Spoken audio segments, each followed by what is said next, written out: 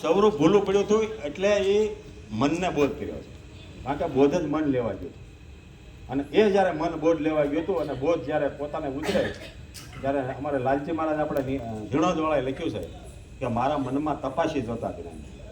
બહાર જાય તપાસ કરવાનો, આ ફલાણા ગીતાબેનને જ્ઞાન થયું કે નથી થયું, તો પ્રકાશભાઈને જ્ઞાન થયું કે નથી થયું, કેટલે પહોંચ્યા છે અને ક્યાં રહીને વાત કરે છે. આપણે આ બીજાનો તપાસ કરીએ છીએ, પોતામાં તપાસ કરે પોતાનો કર્યો કે હું ક્યાં છું, હું શું કરું છું, હું કેટલું સમજ્યો છું અને મેં પસાયું છે કેટલું, પશ્યું છે કે નહીં. આ પોતાનો તપાસ પોતાનો કરવાનો છે. એટલે આ જે છે ને રીત એ ગુરુ મહારાજની રીત છે અને આડબીડ કાંઈ મળે એવું નથી. કદાચ ગમે એટલા કાર્ય કરશો હારા પણ એ પણ એક સોનાની બેડી છે અને મોળા કાર્ય કરો તો આપણા ગુરુએ ઘણી વખત સમજાવી છે કે ભાઈ આ લોખંડની બેડી છે. પાપ અને પુણ્ય. નિરાજ બાપુ કે પાપ પુણ્ય છે આમ ન્યારા, ગુરુ ગુરુ કા જોત જોત કા, ગુરુ ગુરુ કા જાપ જાપ કા અને જોત જોત કા ઉજિયારા.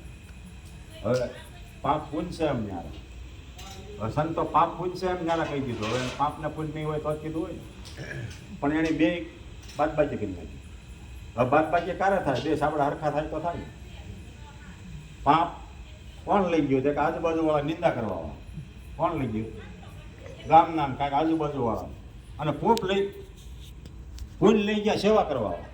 એટલે નિરાજ બાબુ કે હું નવરો થઈ ગયો. કાંઈ વધ્યું? આ કક્ષા છે સંતોની. જેની પાસે કાંઈ રહ્યું નહીં એ બધાથી અસંગ થઈ ગયો, ન્યારો થઈ ગયો. એને સંગ કોઈનો રહેતો નથી. આપણે સંગ વગેરે હાલતું નથી. આપણે નબળી નસ કઈ છે કે આપણે સંગ વગેરે હાલતું નથી. કાંઈનો કાંઈ સંગ હોય જોઈ તો જ મજા આવે, એકલા મજા આવતી નથી. અને ગુરુએ એકલો કર્યો, એક કર્યો. આપણે બીજા સિવાય ફાવતું નથી. આપણે ખરેખર પોતે પોતાનો વિચાર કરે કર્યો કે આપણે અસંગ કેટલી સુધી રહી શકીએ. બધા જગતમાં હોવા છતાંય તમે અસંગ છો એવો ગુરુએ અનુભવ કરાવ્યો છે. તમે આમાં રસ્યા પસ્યા રહ્યો સંસારમાં સરસો રહે. શું કીધું? સંસારમાં સરસો રહે કે મન રાખ મારી પાસે અને જો કે હરિને માયામાં લેપાય નહીં એને કહીએ હરિનો દાસ.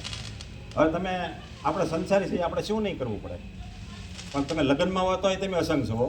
જો રીત ફાવે તો, રીત જો ગુરુ મહારાજની ફાવી ગઈ હોય ને તો હજારો માણસની બેદીમાં હોય તોય તમારે કોઈનો સંગ થતો નથી. અને પાછા વ્યાપક છો, આખું ભેદની ગમે એટલી છો પણ તમારી સિવાય પાછું કોઈ નથી. તમે જ્યાં જવો ને ત્યાં તમે જ છો, બીજો નથી. નરસિંહ મહેતાના આવા અનુભવ થયા એટલે સંતોએ લખ્યું છે કે આંખ મારી ઉઘડે ત્યાં સીતારામ કહેવું અને આપણને દીવાન દેખાય, ઘોડા મહારાજ દેખાય, ગીતાબેન દેખાય, બીજું દેખાતું નથી. ઓલો કે મને આંખ ઉઘડે ત્યાં સીતારામ દેખાય. હવે એટલી દ્રષ્ટિમાં આપણે એની ફરક છે. હવે દ્રષ્ટિ જ આપણે ફેરફાર કરવાનો છે ને જે કાંઈ કરવાનું. કે ગુરુ કે જ્ઞાન નથી આપતા હો, એ ભેમ હોય તો કાઢી નાખજો. ગુરુ કેવળ દ્રષ્ટિ આપે. મારી દ્રષ્ટિએ જો અર્જુનને જ આપી હતી. જ્ઞાન અપાય એવું નથી. જ્ઞાન તો વ્યાપક છે જ. કારણ કે જ્યારે આ મન છે ને એ મન તો અંતરની આંખ ઉગાડે કે વાલો નથી વેગવા. મનને એવું કીધું તું જ તારા અંતરની આંખ ઉગાડે. અંતર એટલે મન બુદ્ધિ ચિત્તના અહંકારનો જ્યારે ભેદ મટી જાય, ભાવ તૂટી જાય તો એ આંખ અંતરની ખુલી જાય પછી પરમાત્મા દેખાય, બીજો દેખાતો નથી અને બીજું છે પણ નહીં. એટલે મન બુદ્ધિ ચિત્ત અને અહંકાર આ પાત્ર જે અહીંયા જ્યાં બનાવવાનું હતું અને પાત્ર આપણે બનાવી છે આ દેહ. કોને? આ દેહમાં કાંઈક કરીએ છીએ. ક્રિયા બધી દેહમાં કરીએ છીએ. આને નાય ધોઈને સવસ રાખીએ, પાછો સવારે સાંડલો કરીએ, હરખાએ તૈયાર થઈ જાય, પૂજા પાઠ કરીએ, પવિત્ર આને રાખીએ છીએ. સવારમાં 3 વખત કદાચ કોઈ અડી ગયું હોય નાવાઈ જાય. એટલે આ મનને પવિત્ર કરવાનું છે, પાત્ર એને બનાવવાનું છે. તો આ રસ્તે છે કરવાનું છે એ કર્યું નહીં અને બીજું કર્યું. એટલે આનો આ દેહ છે ને એનો સમયનો આયુષ બાંધેલી છે, ત્યાં પૂરી થઈ ગઈ. કરવાનું હતું એ થયું નહીં અને જુદી બધું કર્યા રાખ્યા એટલે આનો આયુષ પૂરી થઈ ગઈ. પછી છેલ્લે પસ્તાવાનું રહે. શું થાય? કારણ કે ગુરુએ રીત બતાવી છે ને એ રીતે રહ્યો નહીં. એટલે આપણે રીત છે બોધની સમજી અને જીવનમાં ઉતારી અને આનંદ કરવા જેવું છે. આનંદ તમારું જ સ્વરૂપ છે. આનંદ ક્યાંય બહારથી આવે એવું નથી અને બહારનો આનંદ રહે પણ નહીં. આપણે ઘણી વખત ત્યાં ગયા હોય ને એવા પ્રોગ્રામમાં તો એ ઘડીક બહુ આનંદ આવી જાય. આપણે ઘડીક ડોલવા મળીએ. કોઈ વાણી એવી બોલવી હોય ને તોય ડોલવા મળીએ પણ એ પાછો વયો જાય છે. રહેશે મને તો નથી રહેતો. ઘરે જાવ ત્યાં રસ્તામાંથી બીજું ભૂલા નીકળી જાય. એટલે પોતાનો જે આનંદ છે ને એ 24 કલાક જાતો સુખ રે દુઃખની જેને આવે ને હેડકી એને આઠે પર આનંદ. હવે 8 એટલે 4 રાતના ને 4 દિવસના. ભૂઈ જાય ને ઊંઘમાં આનંદ છે. હવે ભૂઈ ગયો હોય તોય આનંદ છે, પણ એ આનંદની કેસેટ હાલતી હોય તો આપણે કેસેટ બીજી હાલતી હોય ને હું ગાઈ ગયો એટલે સપના જ આવે. બેન કહેતા હતા ને હમણાં સપનું કારક એવું આવે ને તો કે હજી વધારે હાલે, પણ એ સપનું જ છે. જેમ દિવસે લગ્નમાં ગયા હોય ને સપના આમ મજા આવે ને એ સપનું છે, એમ ઓલું સપનું જ છે. ઘણી દાણ ખજાનો હાથમાં આવી ગયો ને સપનામાં એટલે આપણને એમ થાય કે આવું હવાર સુધી રહે, પણ એ ખોટું છે. એ હાંસું નથી, કારણ કે રહેતું નથી અને રહે નહીં એને ખોટું જ માનવું ગમે એવું હોય.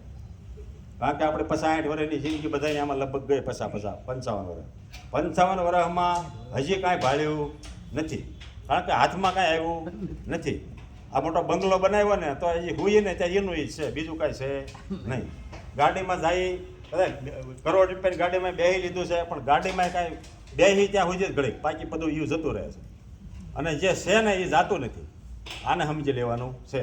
જે નિત્ય છે, કાયમ છે, સદોદિત છે, અને એ જ્યારે પોતાને એનામાં ભળી જાય છે, આ મન જ્યારે મટી જાય છે ત્યારે એ મન જ માં જ ત્યારે પોતાને અનુભૂતિ થાય છે. અને મન છે એ જ પરમાત્માનું સ્વરૂપ છે, મન બીજું નથી. જીવ શિવ છે, જીવને અને મનને કોઈ ફરક નથી. થોડો અંતરમાં ખાલી શબ્દનો ફરક છે. એટલે મન જો સમજી જાય તો મન પરમાત્માનું સ્વરૂપ છે, બીજું કાંઈ કરવાનું નથી. સદગુરુને શરણેથી બોધ લઈ અને જેમ છે મનને સમજાવી અને પાછું વાળીને પોતાના ઘરે લાવી મૂકી દેવાનું છે. એટલે પાત્રની જરૂર, એટલે હું ભી મારું છું પાત્રની, કે પાત્ર વગેરે આ રસ ઠરવાનો નથી. આવું અનંત વખત કદાચ સત્સંગો સાંભળશું, પણ જો પાત્ર પૂરેપૂરું હશે ને તો ગુરુ મહારાજ ન્યા પ્રગટ થાય. ગુરુ મહારાજને ન્યા એની જરૂર છે. આવા સત્સંગ કાંઈ બધા મોટા મેળાવડા કરીએ ને ન્યા કરતા જે પાત્ર હશે ને ત્યાં ગુરુ મહારાજ પહેલો આવશે. પાત્ર તેની તો આપણે બીજું કાંઈ કહેવાય જેવું નથી, કોઈને બધા સમજે જ છે. હવે એટલું કહી અને મારી વાણીને અહીં વિરામ આપું છું. પણ એક ઘડે ખાલી બોલી જાઉં. આત્મ સીધા અનુભે પાયા, એ મટી ગયા સર્વે ફંદા. આત્મ સીધા અનુભે પાયા, મટી ગયા સર્વે ફંદા. દાસી જીવન સંતો એ ભીમના શરણે, આસે ધ્યાની પુરુષના ધંધા. દેખ્યા હોય તો એ કઈ બતાવો, મોતી કેસા રંગા. ગુરુ ગમ કરીને એ ગોતી લેજો, વાસે ગુપ્તી ગંગા. સદગુરુ મહારાજ.